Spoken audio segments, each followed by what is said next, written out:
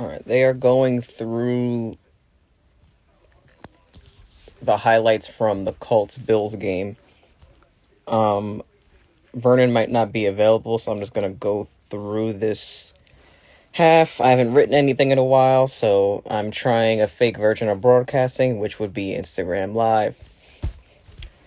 But yes, Rams, Seahawks. I leaned Rams despite Jared Goff being injured.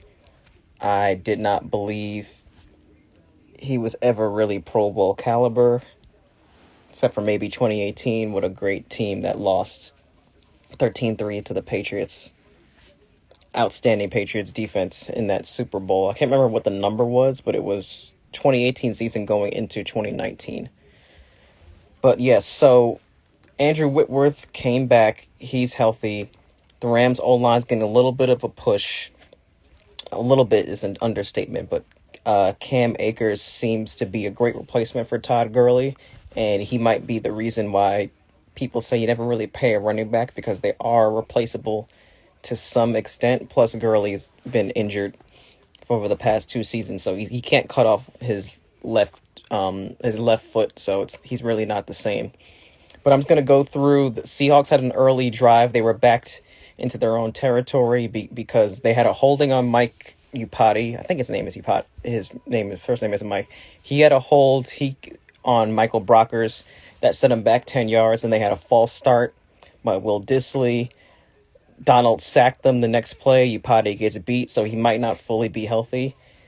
And that really just put them beyond the sticks. So, this Rams defense tops in the league. Metcalf is so frustrated because, they have to put him in the slot to get him away from Jalen Ramsey. He's not the best route runner, but Seattle uses him well, and he's just throwing fits on the sideline. Although he did have a long catch, which wasn't like he beat anyone in particular, but it was a scramble drill, and Russell Wilson running to his left and throwing with your right hand. It's a lot more difficult than it looks, and he got some pressure on that. He was pressured on that play, but outstanding play on both ends. But yes, I'm like fumbling all over the place here because I have my notes are like running 2 pages long. But Kupp also had a big time play going against Adams. The ball was a bit underthrown. We all know Adams likes to be almost in the box. He's typically used as a blitzer, and the Jets are missing him big time. But he had the inside leverage. Kupp runs right past him.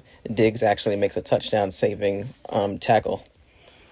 And later, they had a 3rd and 2, and Wagner fought through some traffic. And Wagner, at least through a quarter and a half, he had 9 tackles and a sack, which is just outstanding. Toward the end of Luke Kuechly's career, when Kuechly, his instincts weren't really the same as he was hitting age 30, Wagner really took that he took the number 1 spot of best linebacker in the league.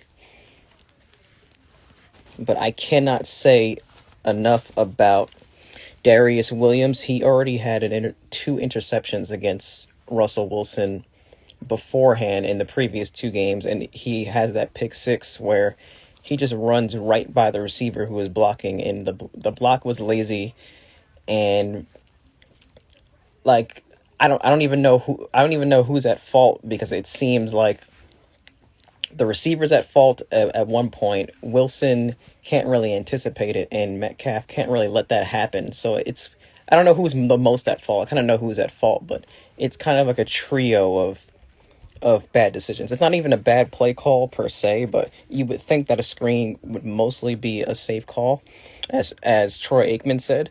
But Darius Williams, he kind of had an all-pro type season. I don't believe he made it to the Pro Bowl, so that's what they call a snub. But like I said, I listened to a podcast. They said he had great route reading ability. He's got good eyes, and he's great in press coverage. So the score right now, as I'm forgetting what the score is, I believe it's 20-10. But the Seattle, it does not look good for them right now, except for a few plays, because the Rams are controlling both both lines of scrimmage on both sides of the ball. So yeah, it is 20-10. And right now I'm looking at a big time kickoff return as halftime just came back. So I don't think Vernon's available right now. So hopefully I could just text him, get back to him. But Seattle just had a big time return. So we'll see what happens in the second half. 20-10 right now, Los Angeles over Seattle.